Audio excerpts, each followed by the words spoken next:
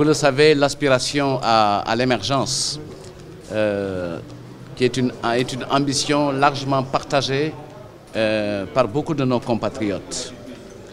Et c'est dans ce cadre-là que le chef de l'État, le président de la République, M. Macky Sall, a toujours donné des instructions et réitéré ces instructions, qui sont des instructions fortes, qui portent sur la consolidation de la place du secteur privé dans notre vie économique, en termes de création d'emplois et de création de richesses, mais également en termes de changement profond que doit connaître l'administration pour renforcer son efficacité, et le tout dans la perspective d'améliorer la compétitivité et l'attractivité de notre économie. Et c'est dans ce cadre d'ailleurs qu'à l'issue du dernier conseil présidentiel pour l'investissement, le programme de réforme de l'environnement des affaires et de la compétitivité dans sa phase 2 a été adopté. Cette dynamique impulsée par le président Macky Sall a permis d'obtenir des résultats encourageants, notamment dans le cadre du Doing Business. Puisque si on voulait les résumer, on pourrait retenir de façon substantielle que rien que sur l'année dernière, notre pays a gagné 7 places, passant de la 147e à la 140e place.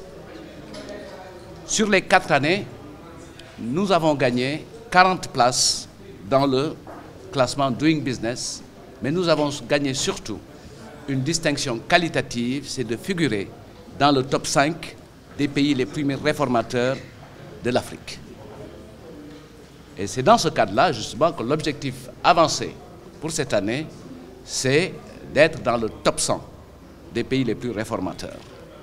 Et l'objet de la feuille de route qui a été validée aujourd'hui par M. le Premier ministre a pour ambition, justement, de nous y amener, en prenant, bien sûr, toutes les dispositions nécessaires à cet effet.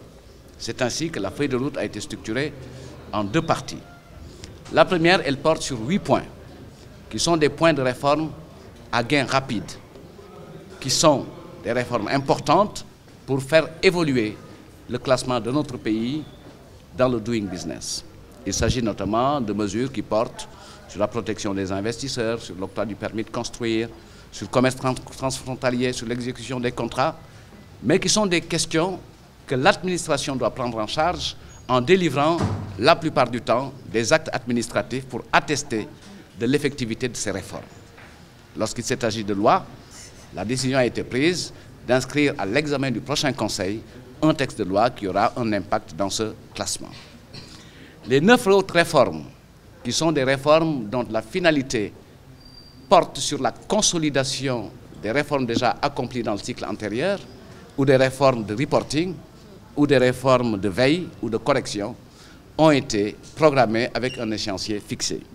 Et pour l'essentiel de cette deuxième catégorie de réformes, elles portent notamment sur des modalités de partage de l'information en mettant en œuvre de façon effective dans les sites web des administrations concernées par ce type d'information, donc l'effectivité. Il s'agit notamment, par exemple, de la consultation en ligne, la recherche documentaire en matière de création d'entreprises pour la dénomination sociale, etc. Donc, autrement dit, la feuille de route qui a été soumise à la décision a été validée à l'issue de la réunion. Elle est structurée autour de deux grandes données. Premier groupe de réformes qui sont des réformes à gain rapide, au nombre de 8, qui vont impacter sur le classement du Sénégal.